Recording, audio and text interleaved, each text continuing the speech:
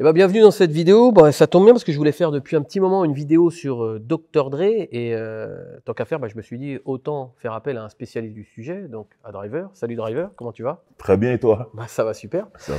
Donc c'est pour ça aujourd'hui que j'ai fait appel à toi parce que je me suis dit, je regarde sa chaîne YouTube, je suis grand fan de sa chaîne YouTube. Alors oui, je suis fan parce que les gens disent souvent ouais mais faut pas dire qu'on est fan. Bah si, moi je suis fan et je le dis quand je suis fan, je suis fan.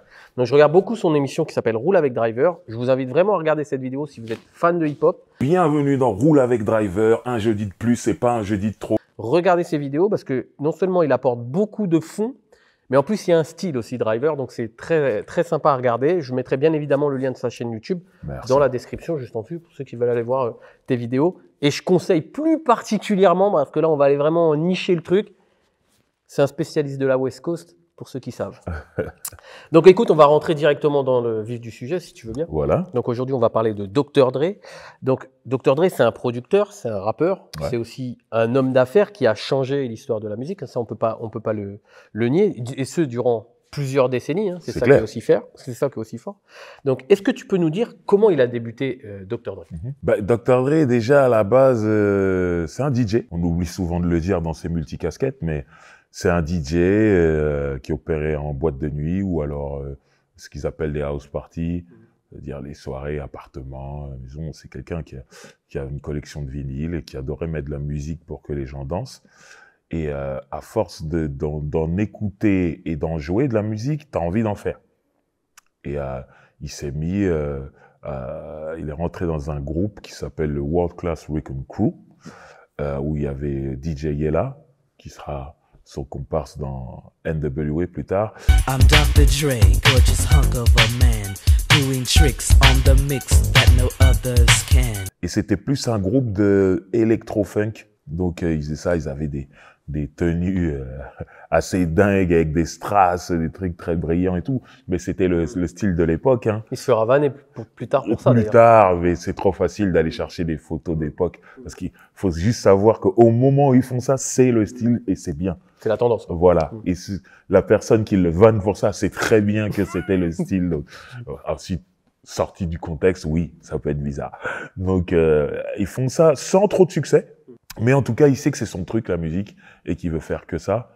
Et tout ça va l'amener au groupe NWA, où en fait, Eazy-E, illustre rappeur qui nous a quittés, et qui est la personne qui utilisera les photos de son époque du World Class Wrecking Crew, parce qu'à un moment, il sera en guerre. Donc, Eazy-E décide d'investir dans le rap, dans la musique, et sachant que c'est de l'argent sale en vrai. Il a l'argent de la drogue, c'était un vendeur de drogue, et il s'est dit il faut que je blanchisse mon argent, et on lui a proposé la musique, il a dit ah ouais c'est une bonne idée, et du coup tout ça l'amène jusqu'à ce groupe NWA lequel Dre fera partie en tant que rappeur et beatmaker, compositeur avec DJ Yella comme il faut le dire. Et donc ça sera son entrée dans le rap. Okay. Voilà. Mais est-ce que son groupe, rappelle-moi du nom, je me souviens plus du nom. World Class Wrecking Crew. Ouais. C'est très dur à dire. Je n'ai pas les talents d'anglais de Driver. On remercie d'ailleurs ta prof d'anglais. Ouais. Un peu, c'est plus mes voyages. Ok. Le Disrupteur, c'est votre chaîne YouTube. Une chaîne pour briser les codes de l'entrepreneuriat de masse, sans vie et sans créativité. Pour aller à contre-courant de la pensée dominante, des poncifs et des dictates imposés. Dans un monde marketing où la communication se clone à l'infini, il faut tirer son épingle du jeu pour attirer l'attention des clients. Plus les clones se copient, plus ils en perdent en identité. On ne devient pas une référence sur un marché en copiant les autres acteurs. Sur cette chaîne, j'analyse l'image de marques d'entreprises, d'entrepreneurs, de personnalités, de mouvements, d'événements qui marquent les esprits. J'ai créé cette chaîne pour vous donner les clés pour que vous puissiez vous différencier afin de devenir le leader de votre marché en étant innovant et créatif. Chaque vidéo me nécessite plusieurs jours de travail. C'est le prix à payer pour fournir un contenu de qualité. Pour continuer mon travail, j'ai besoin de vous. Si vous appréciez ces vidéos, abonnez-vous à la chaîne et activez les notifications en cliquant sur la cloche. C'est le meilleur moyen de me soutenir. Merci. Ce groupe-là, il était quoi comme style de musique? C'était électro-funk. C'était électro-funk. Vraiment. Style Zapp and Roger.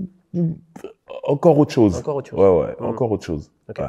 Donc il a été à l'initiative avec son groupe de rap NWA, donc Niggas with Attitude, pour Exactement. ceux qui connaissent, à l'origine du gangsta rap. Donc, ouais, après, il n'y a pas que NWA, mais ils font partie des premiers. C'est-à-dire, il y a Schoolie D, si vraiment on veut parler de l'histoire, il y a Schoolie D qui vient de Philadelphie, de la East Coast, qui est le premier rappeur à clamer un gang sur un morceau de rap. Et c'est dans ce sens-là, on va dire, ok, le premier gangsta rappeur, c'est Schoolie D. Mais ensuite, à Los Angeles, il y a eu Ice-T. Just multiply colors.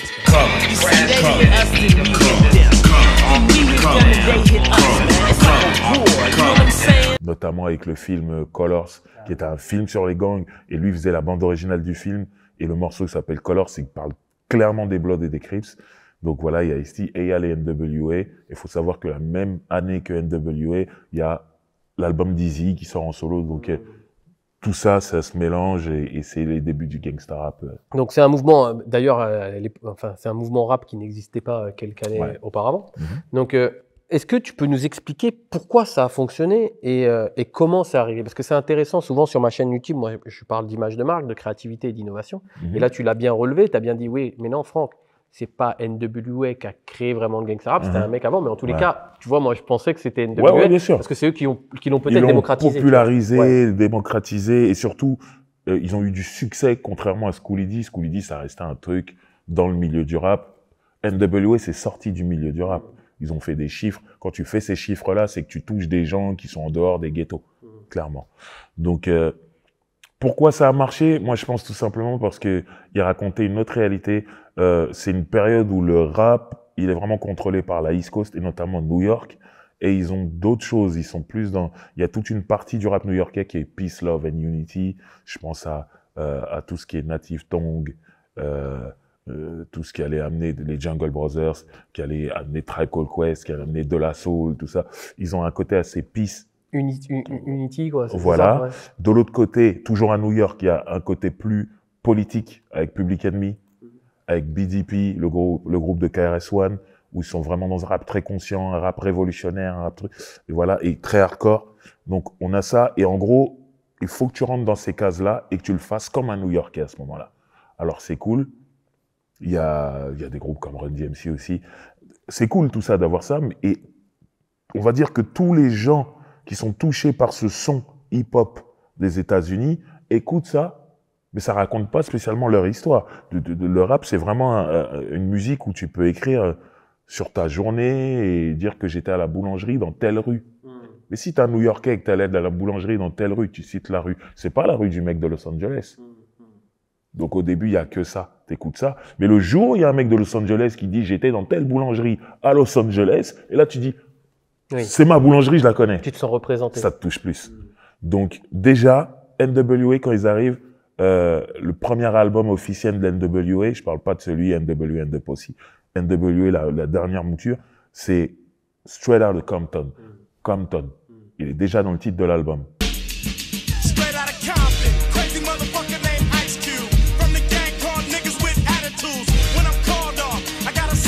Ça, c'est leur premier album? Ouais, juste avant, il y a une espèce d'album compilation, mais le premier album du groupe NWA, c'est Straight Outta. Il marche dans les rues. Il marche dans les rues avec les pieds en feu. Ça, c'est le clip du morceau qui s'appelle comme ça. Cet album-là, sur le titre de l'album, il y a déjà Compton. Tu habites à Los Angeles, tu sais où est Compton. C'est un quartier.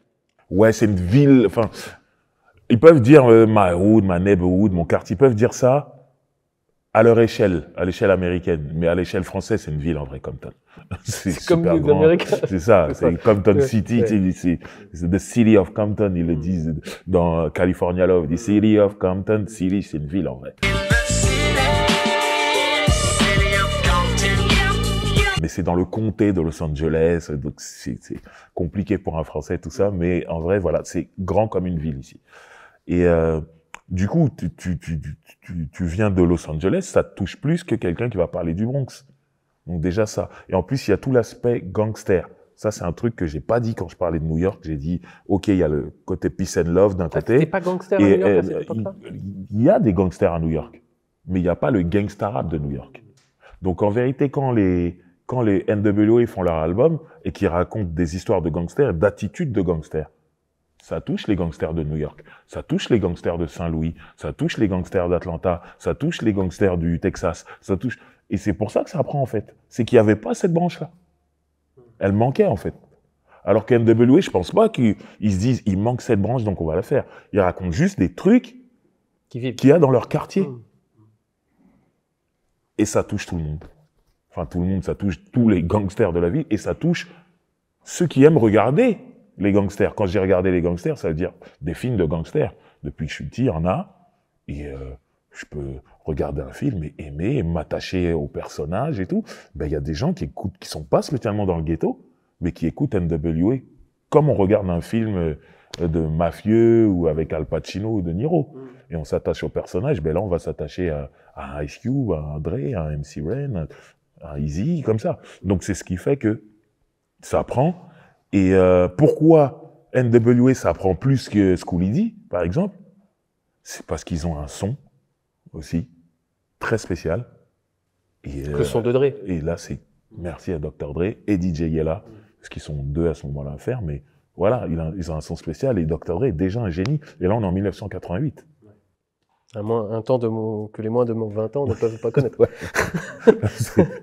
Ça, c'est sûr. Ok. Donc, en fait, tu veux dire que NWA, ils ont fait une musique qui était quelque part nichée, parce qu'ils s'adressaient qu'à une partie de la population américaine, avec que les gens issus de la West Coast, et plus particulièrement de Los Angeles. Ouais, bien sûr. À la base, c'est niché, mais dans la forme, c'était beaucoup plus large.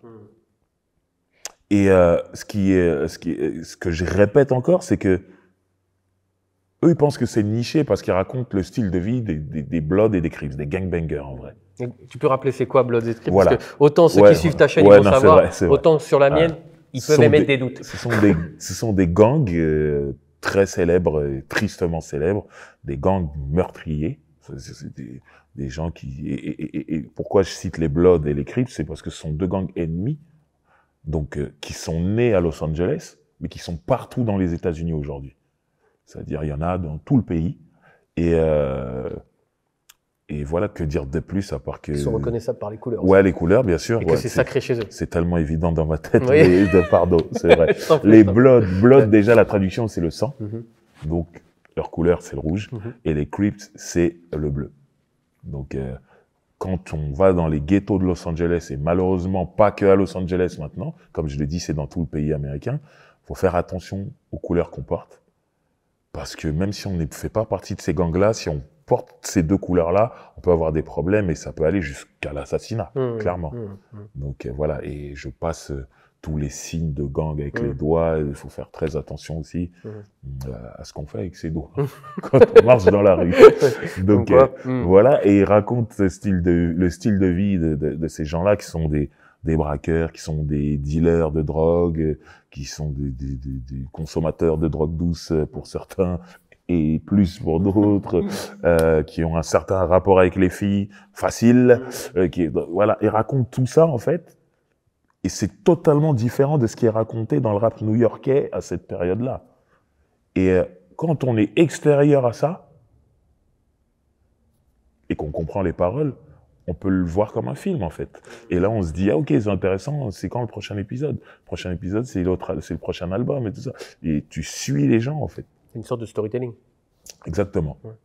Voilà. Mais comment parce que là, on a dit, oui, ça va parler aux gangsters, aux mecs qui sont issus de gangs. Comment on va prendre l'exemple d'un petit blanc qui habite à Détroit. Alors, quand je dis petit blanc qui habite à Détroit, tu te doutes pourquoi j'en parle et on en parlera dans la suite.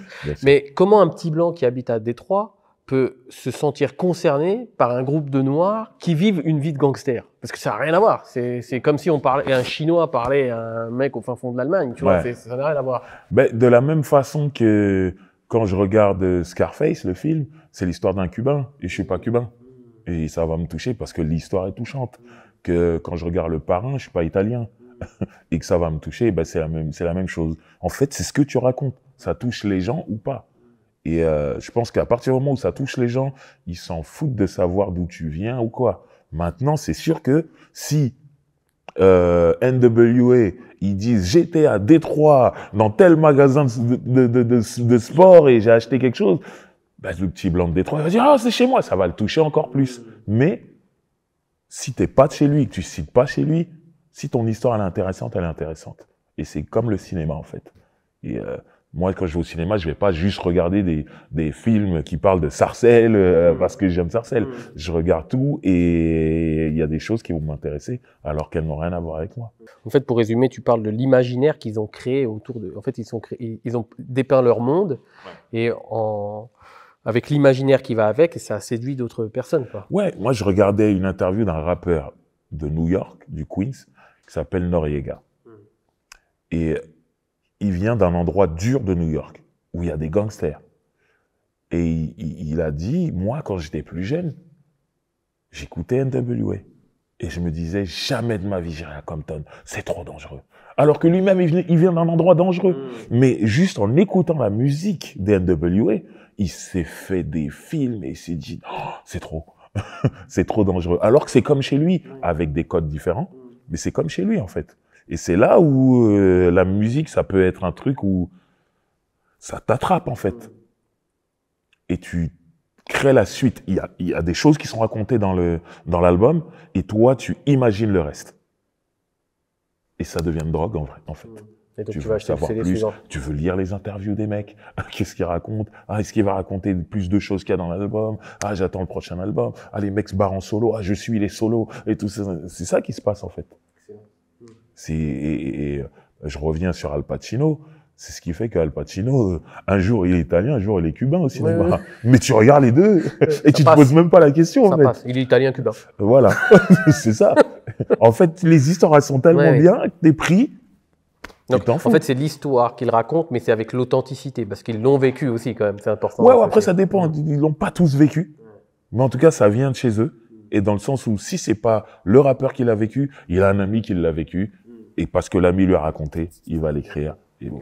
Alors, des années plus tard, Dr. Dre s'associe avec le célèbre, ou tristement célèbre, ça dépend pour ceux qui l'aiment ou pas, Suge Knight, pour créer Death Row Records. Alors, Death Row Records, pour moi, c'est vraiment le point culminant de ma vie, hein, parce que j'ai vraiment acheté tous les CD où il y avait marqué Death Row Records, j'ai acheté. Je suis comme toi. Là encore, il crée un nouveau mouvement avec le G-Funk. Alors, on va rentrer un petit peu plus dans le détail, donc je vais te laisser vraiment me détailler ce que c'est. Donc, qui représente une partie de la West Coast. Donc là, on a vu que NWA était un groupe West Coast, avec le gangsta rap. Donc, alors, est-ce que tu peux nous dire c'est quoi le G-Funk et quels sont les signes distinctifs aussi et pourquoi aussi encore ça a fonctionné? Alors, le G-Funk, déjà, il y a une bagarre pour savoir qui l'a créé. C'est entre Dr. Dre, donc de NWA, à l'époque de NWA, c'est important, et un groupe qui s'appelle Above the Law. Pulls up in the deuce. He gives me the scoop about the fake ass truths and how niggas out there wanna play. Qui était signé chez Ruthless, le label d'Eazy, sur lequel il y avait aussi NWA. Donc ils bossaient très souvent ensemble. Et la musique de Above the Law, c'est un des membres qui s'appelle Cold 187 qui faisait la musique. Et il se trouve que il y a des questions de date, qui a sorti le premier. Il y a le deuxième album de Above the Law qui s'appelle Black Mafia Life. C'est pas avec le célèbre morceau Super... Non, Black Superman, ça arrive plus tard dans Uncle Sam's Curse. Mais c'est eux, en tout cas. Et dans Black Mafia Life, il y a déjà l'apparition de ce qu'on appelle G-Funk dans la forme. Et NWA, en vérité, sur le dernier album en date d'NWA, qui est Niggas for Life, il y a aussi déjà du G-Funk. Donc, et c'est de la période où ils bossent tous ensemble. Donc, l'un dit c'est moi, l'autre dit c'est moi, mais peu importe, ça vient de ces deux-là, et c'était chez Ruthless, donc avant Death Row. Donc Ruthless qui est le label de Eazy-E qui produisait. C'est un peu technique, hein, messieurs, dames, mais c'est super intéressant parce qu'en fait, je trouve que c'est l'exemple même d'un marché qui s'est fractionné. En fait, exactement. Il y a un arbre généalogique, en vrai. Et c'est quoi le G-Funk alors? Et voilà, le G-Funk en vérité, c'est Gangsta Funk. G, le G, c'est pour gangsta. Après, des fois, ils disent ghetto, mais c'est Gangsta Funk. Et en gros, c'est reprendre de la funk, la réactualiser pour l'époque où c'est sorti, et raconter des histoires de gangsters dessus. Donc, c'était ça. NWA, quand le premier album arrive, on n'est pas encore dans du gangsta funk. On est gangsta rap, mais c'est pas funky tout le temps. Alors que quand on arrive chez Death Row, le premier album qui sera produit par Death Row, c'est Chronic de Dr. Dre. Et là, on est totalement G-Funk du début à la fin. De la funk réactualisée, avec des paroles gangsta dessus. Du début à la fin. C'est quoi alors les différences entre gangsta rap et G-funk? La différence, c'est que gangsta rap, t'es pas obligé de rapper sur de la funk. Je vais te donner un exemple. 50 Cent de New York. Il fait du gangsta. Il fait du gangsta rap.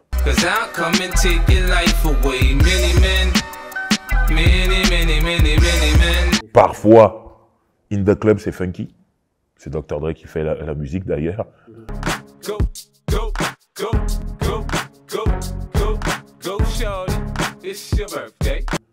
Là, ça va être G-Funk en vrai. Mais la majorité de son album sonne assez New York. Donc pas très funk. Mais ce qu'il dit dessus, c'est gangsta. Donc, il fait du gangsta rap. Et pourquoi ça a fonctionné alors, le G-Funk? Le G-Funk, déjà moi, c'est très personnel comme théorie. Je pense que la funk, c'est une musique qui fonctionnera toujours. Je suis pas en train de parler de chiffres de vente, mais tu mets la musique, ça dérange personne.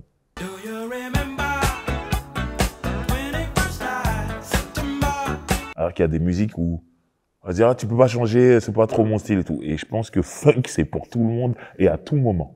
Et un exemple, hein, c'est une musique qui est assez vieille aujourd'hui. Et donc des groupes de funk aujourd'hui qui sortent et qui marchent, il y en a pas. Mais Bruno Mars, il va venir avec son 24 Karat in the Air, truc, c'est funky à mort.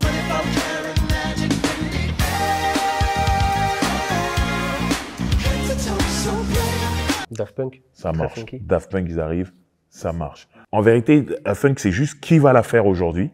Si tu sors le groupe des années 70 ou des années 80, ouais, les gens vont pas se ruer dessus. Mais un jeune qui fait de la funk aujourd'hui, ça peut marcher. Donc, moi, j'ai cette théorie-là, déjà que, à partir du moment où il y a de la funk, c'est bon. Maintenant, il faut savoir mettre l'image actuelle dessus. Et en racontant des paroles de gangsters, ils étaient actuels. Et c'est ce qui fait que c'était la nouvelle funk, en vrai. Funk de gangster, funk de KRA, on dirait en France ou quoi. Mais voilà. Et pourquoi ça a marché? C'est que c'est super mélodieux, la funk. C'est dansant. C'est mélodieux. Il y a des morceaux, moi, mon anglais, il s'est perfectionné d'année en année.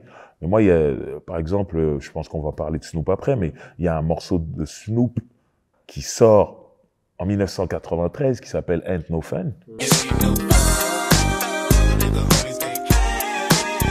Je comprends pas les paroles tout de suite, mais c'est une chanson qui me rend joyeux, juste dans la mélodie, la rythmique. Et ça, c'est la force de la funk, en fait. Et rien que ça fait que ça passe partout. Après, plus tard, quand j'ai découvert les paroles, j'ai dit, oh là là, c'est très salace, ça. mais c'est ça, le G-Funk, c'est ça. C'est dire des trucs durs, dire des trucs salaces, mais avec de la mélodie, avec de la joie de vivre, avec, tu vois, Dr. Dre, quand elle arrive avec The Chronic.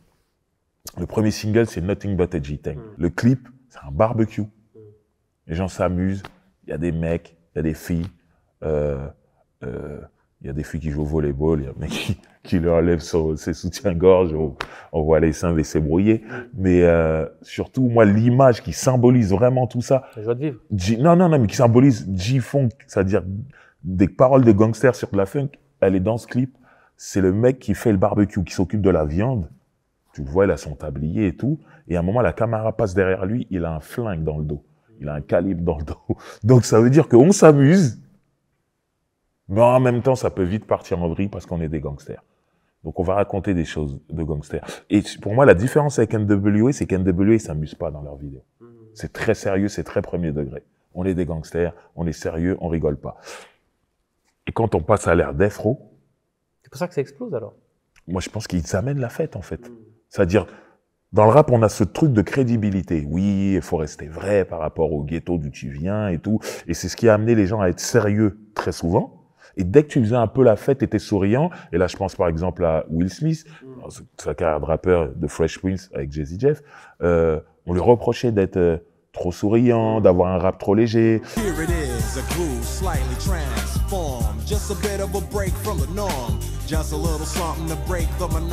LL Cool J, qui avait un côté pour les filles, il rappait beaucoup pour les filles, on lui reprochait ça. Il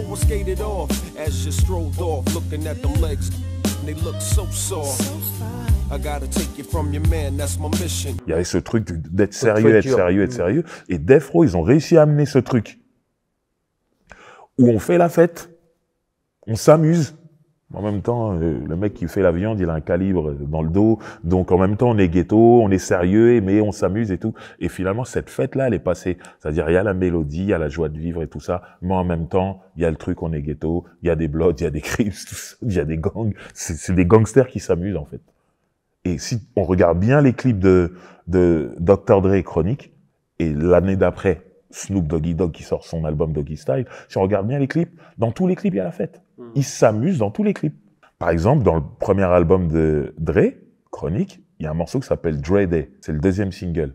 C'est un morceau où il s'en prend clairement à Eazy, qui est son ancien producteur et ancien comparse dans NWA. Mais moi, c'est la première fois que je vois un morceau, clash, comme on dit dans le rap, où les gens dansent. Font la fête.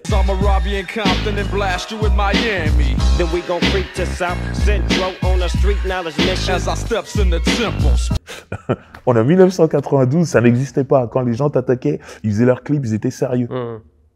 Et là, les gens dansent, il y a des parodies, des trucs, ils font un faux Eazy qui court, qui se fait courser par plein de gens et tout ça, machin. Le clip, il est même marrant.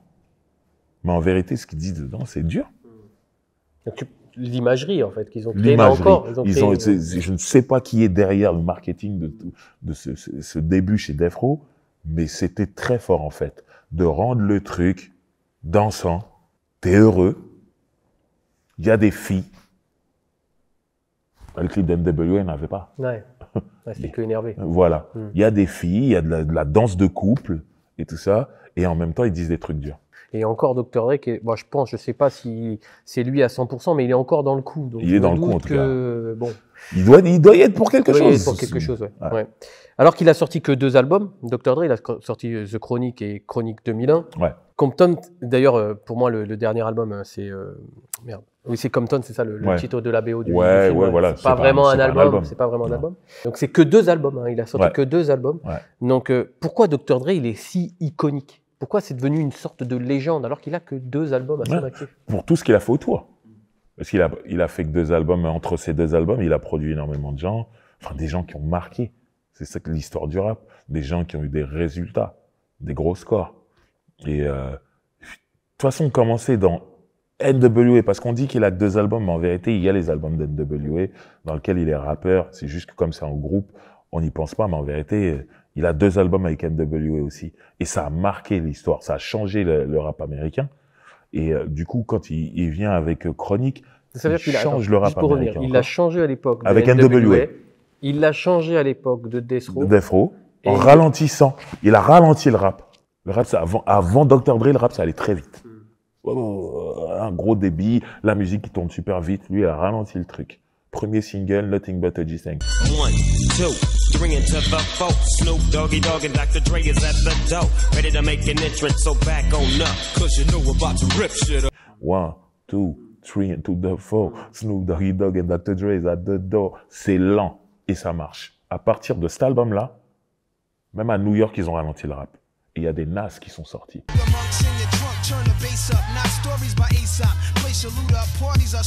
Nas, c'est pas rapide. Nas, c'est lent en vrai. Mais c'est Dre qui ralentit le rap américain. Donc il a influencé au-delà de la West Coast. Il a influencé tout le pays. Chronic, ça marche dans tout le pays.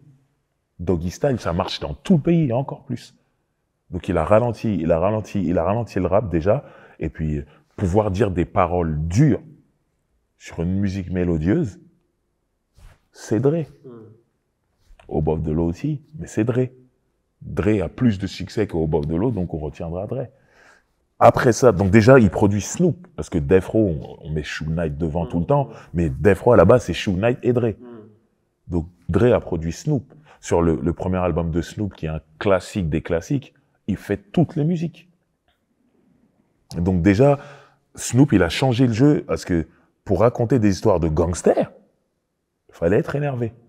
Snoop, il est arrivé avec la voix la plus mielleuse du rap américain à ce moment-là, et ça marche. Ce qui est intéressant, c'est qu'en fait, c'est des catégories de sous-catégories de catégories. Bien sûr. Le gangsta rap, le G-funk, laid back, le West Coast. Et tu vois, ce truc laid back, par exemple, on s'en rend pas compte, mais c'est le style de Long Beach. Dans le comté de Los Angeles, les mecs qui rappent très paresseusement dans leur flow, c'est Snoop. Now, some of these fools are so deceptive, using my styles like a contraceptive. I hope you get burnt. Seems you haven't learned. C'est Warren G. I got the sound for you, then it's easy to see that this DJ be Warren G. C'est The Twins. 24/7, he sliding it, G riding, he slide, bomb to the fullest, fuck hiding it. Et ça, c'est des mecs de Long Beach.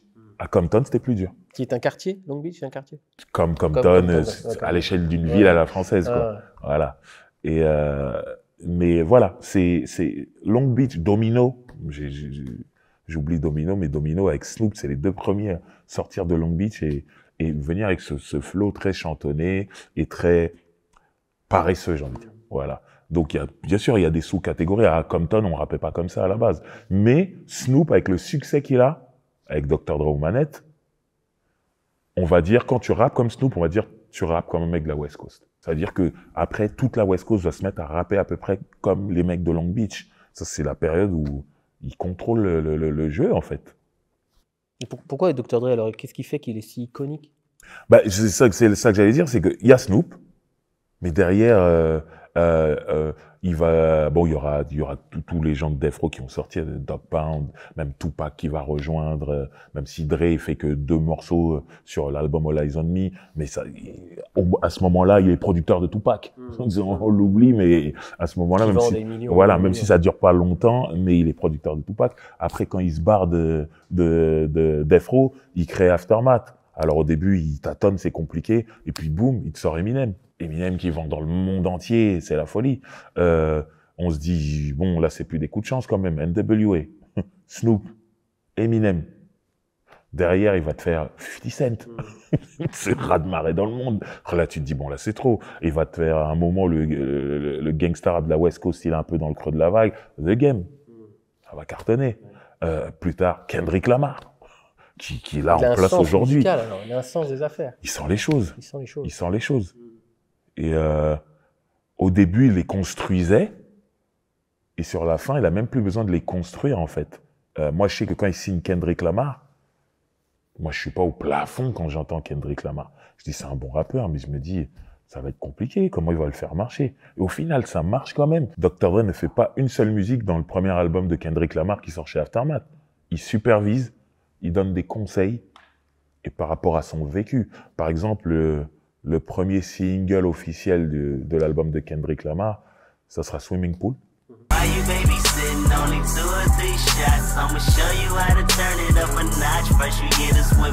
Et c'est Dre qui va le choisir, qui va dire il faut que tu mettes ça. Parce qu'il y a le sexe qui marche, mais il y a aussi la défonce qui marche. Et il lance quelque chose. Son album, lui, s'appelait de Chronique. Voilà et tout. Et quand Swimming Pool sort, carton. Ah, il sait, il sent les choses, il sait. Est-ce que c'est pas peut-être dû à son passé de... Il était DJ à la base. Ouais. Donc DJ, c'est sélectionné aussi. Bien sûr, mais c'est pas tous les DJ qui deviennent grands producteurs. Ouais, c'est vrai. Donc lui, il a vraiment un truc en plus. Même des trucs en plus, parce que là, ce niveau-là, c'est trop. Mais voilà, enchaîner NWA, Snoop Dogg, Eminem, 50 Cent, The Game, Kendrick Lamar, tous ces mecs-là, ils ont été très importants pour le rap américain, et le rap américain influence le rap mondial. Donc pour le monde. Et à chaque fois, c'est Dr. Dre qui est derrière. Et moi, je suis arrivé à un moment où, quand il signe The Game, je sais pas qui est The Game, mais parce que c'est Dr. Dre qui l'a signé, je sais que je vais y aller. Kendrick Lamar, c'est pareil, je l'ai entendu sur 2-3 trucs qui m'avaient pas convaincu en plus. Mais comme Dre l'a signé, je sais que ça va être bien. Et c'est ce qui se passe, c'est que c'est devenu un tampon.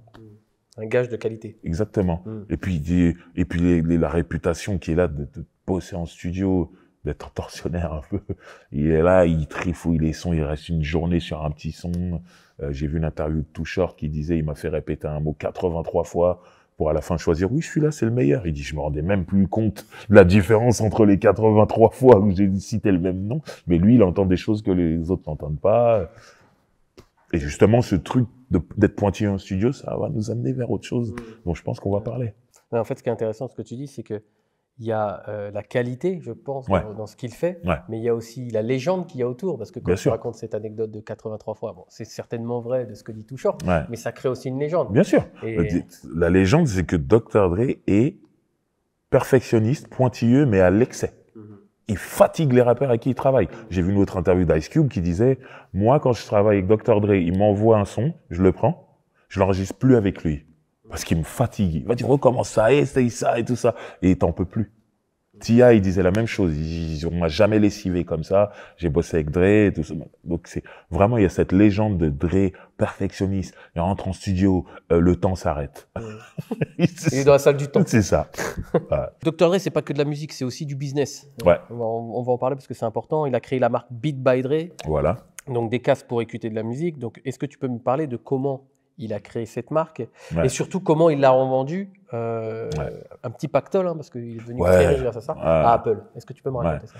Bah, déjà, c'est en lien avec Monster, la marque Monster, et surtout celui qui était le boss de Interscope, qui est un label d'Universal et qui distribue Aftermath, donc Jimmy Iovine, qui est plus qu'un partenaire pour Dre, qui est un ami, c'est des amis vraiment. L'un va chez l'autre, les enfants se connaissent et tout le tralala.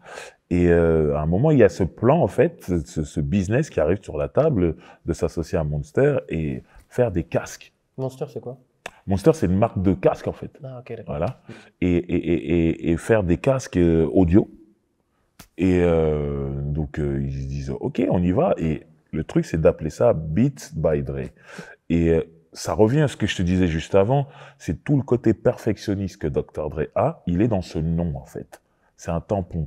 Et la qualité sonore des albums produits par Dr. Dre, ou des morceaux produits par Dr. Dre, tout simplement, c'est ceux qui connaissent le rap, qui écoutent le rap, ils savent que quand c'est un morceau de Dre, c'est mieux mixé que les autres morceaux.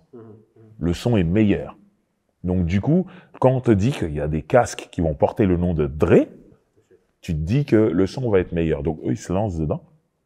Et j'oublierai jamais, moi, c'est un pote qu'il a eu, on lui a offert pour son anniversaire. Et un jour, je le vois avec ce casque et tout. Il me dit, ouais, c'est le casque de Dre, Beat by Dre. J'ai entendu parler de cette histoire qu'il faisait des casques. Et il me dit, il faut que t'écoutes. Et il met le casque dans mes oreilles et met de la musique. C'était la première fois de ma vie que je mettais un casque sur mes oreilles et j'entendais plus rien de ce qui se passait autour de moi avant qu'on ait joué de la musique. Ça veut dire que déjà, ils avaient créé un espèce de truc, une housse, un truc, où t'es dans un cocon. T'es plus là. Alors, quand la musique part, t'es plus dans la ville où t'es, en fait. T'es dans le studio, de la musique que t'écoutes. Alors, si c'est de la musique de Compton, t'es à Compton. Si c'est de la musique de New York, t'es à New York. Si c'est de la musique de Pondichéry en Inde, t'es à Pondichéry. Je veux dire, ils ont réussi à créer un truc où t'es plus là. Et ça veut dire, j'ai dit écouter pendant 30 secondes, j'ai retiré le casque, j'ai fait, oh. C'était bizarre. Maintenant, il y a plein de casques qui font ça aujourd'hui. Mais à l'époque, c'est la première fois que moi j'entendais ça. Alors, je suis pas un spécialiste en casque audio, d'autres te diront, il y a telle marque qui est mieux et tout ça, machin. Mais le fait que ça s'appelle Beat by Dre et qu'il y ait ce truc où tu as un certain son que tu n'avais pas avant, ça a fait décoller le truc. En plus, c'était des casques qui étaient plus chers, il me semble. Oui, c'était cher. Ouais. Mais en gros, tu t'achetais le nom de Dr. Dre. On te disait, c'est Dre, et Dre, vous savez comment il est perfectionniste. Donc là, vous allez avoir un bon son dans vos oreilles. Et on a vu derrière ça, il y a eu une marque qui s'est associée à Snoop, des casques en bandana bleu. Snoop est un Crips, donc c'est bleu. Il y a DJ Khaled qui a eu ses casques. Il y a plein de gens qui ont tenté le casque. Personne n'a eu ce succès-là.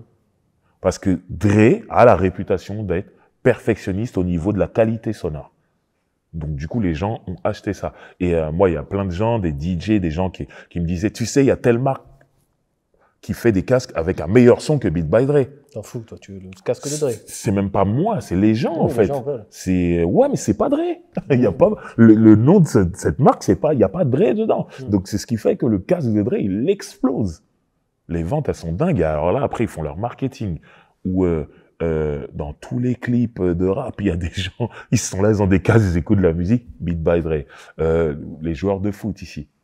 À un moment, ils étaient tous là, à la fin des matchs, interview, ils sortent des vestiaires, ils avaient tous des Beat by Dre, un marketing énorme. Ils faisaient leurs rappeurs, les rappeurs qui étaient signés chez Aftermath ou pas, faisaient des morceaux exclusifs, des publicités pour vendre le casque et tout. C'était devenu un truc de fou. C'est monté très très haut. Et comment ils l'ont vendu? Jusqu'à ce rachat. À un moment, Apple, ils ont dit, oh, il va falloir qu'on discute et on veut récupérer ça. Et là, les chiffres sont sortis, c'était des très gros chiffres, avec en plus, je sais pas, d'un reversement. Je crois qu'ils avaient toujours un intéressement, même si c'était plus chez eux, Jimmy Iovine et Dre.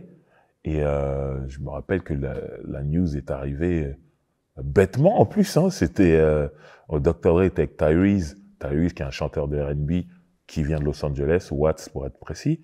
Et il était en train de danser, en train de dire « Dr. Dre est milliardaire, c'est le premier milliardaire et tout ». Et tu sens Dr. Dre gêné, du genre « mais faut pas le dire, il devait être bourré ou je sais pas ». Et l'autre, il balance tout. Et cette vidéo devient virale et c'est là qu'on veut savoir. Billionaire Boys Club, for real, homie.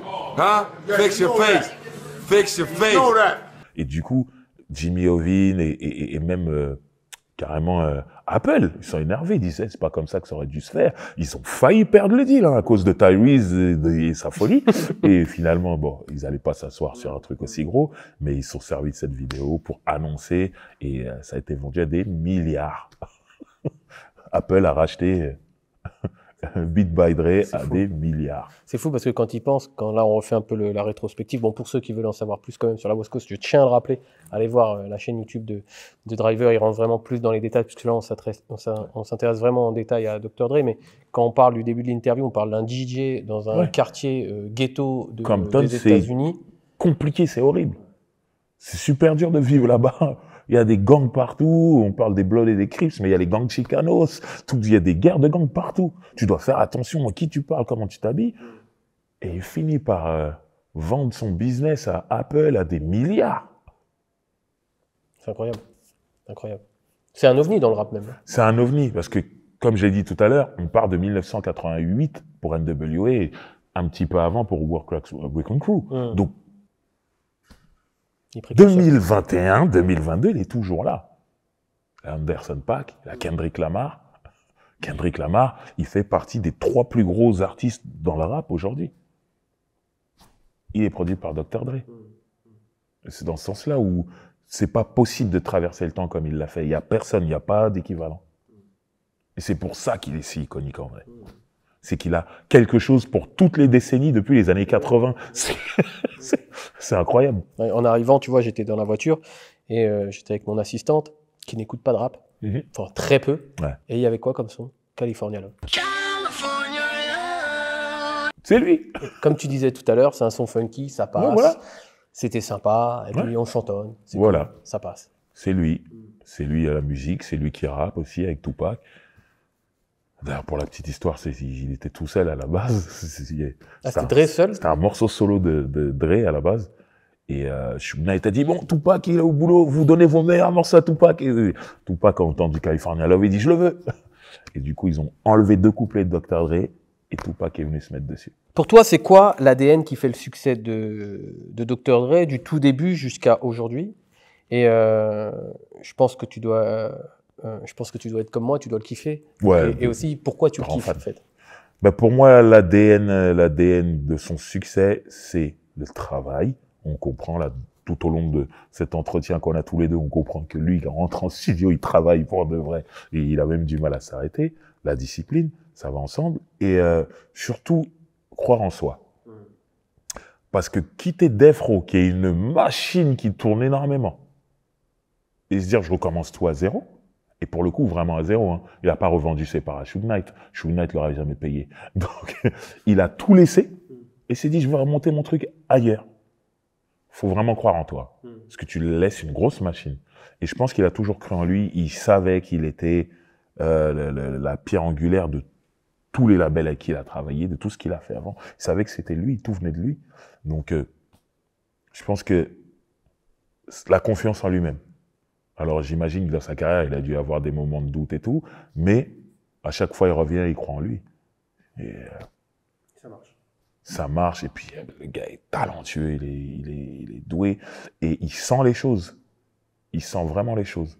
Juste, est-ce que tu peux rappeler pourquoi il a quitté Death Row? Parce que pour ceux qui s'intéressent pas trop au rap, mais je pense que vous devriez regarder un petit peu plus la chaîne Driver et vous intéresser à ça, parce que pour moi, c'est vraiment un exemple. C'est en fait, à l'époque, Death Row, C'est donc sur la côte ouest, donc le Ouais. couloir de la mort. Le couloir de la mort, c'est là où C'est ça. on exécute les personnes qui vont sur la chaise électrique. Exactement. Et Death Row Records, c'est le plus gros label. Ouais. Il cartonne de fou avec Ouais. Snoop Dogg, Dr. Dre, Tupac, Dogg Pound dans une moindre mesure, mais qui cartonne Mais quand qui même. marche aussi. Donc c'est vraiment le gros truc. Et Dre Ouais. s'en va. Pourquoi il Ouais. s'en va? En fait, Suge Knight, à la base, c'est un garde du corps. À l'époque des NWA, il veut être garde du corps des NWA. Ça se fait pas parce qu'il s'entend pas avec Eazy et Jerry Heller, qui est l'associé d'Eazy. Mais il arrive à être garde du corps de D.O.C., qui est un autre rappeur qui est signé chez Ruthless. Et Ça qui en est, fait des noms. et qui est, ouais, et qui est très proche de Dr. Ouais, Dre. ouais. Et il se trouve que ce D.O.C. a un accident de voiture qui, bizarrement, lui coûtera ses cordes vocales. Donc, il pourra plus vraiment sortir d'album. Il en sortira, mais avec une voix très spéciale. Et à partir de ce moment-là, Eazy ne paye pas correctement les gens qui sont signés sur son label Ruthless, dont Dr. Dre. Ice Cube est déjà parti d'NWA pour ces raisons-là. Donc, il quitte Ruthless et Suge Knight, qui est garde du corps à ce moment-là, dit à Dre, t'es le meilleur. NWA, ça tient grâce à toi.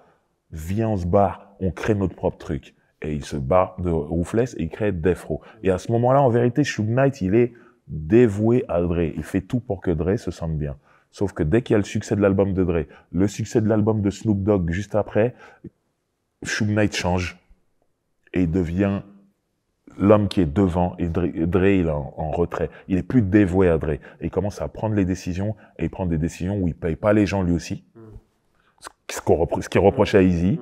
Et dont Dr. Dre, qui touchait pas tout l'argent qu'il aurait dû toucher. Snoop ne touchait pas l'argent qu'il aurait dû toucher. Tous les artistes qui étaient là-bas ne touchaient pas l'argent qu'ils auraient dû toucher. Donc, au bout d'un moment, Dre, il se dit, il faut que je parte. Après, il y a d'autres bruits de couloir qui disent aussi que Dr. Dre avait une petite amie chanteuse qui était aussi signée chez Ruthless, qui s'appelle Michelle Lee, qu'il a ramené dans son entourage quand il a signé chez Death Row. Enfin, quand il a créé Death Row avec Suge Knight, et Suge Knight aurait couché avec Michelle Lee. Et a décidé de signer Michelle Lee sur le label, là où Dre il se disait, attends, Il y a un problème là. je veux pas l'avoir sur notre label. Et Suge Knight lui dit, c'est moi qui décide.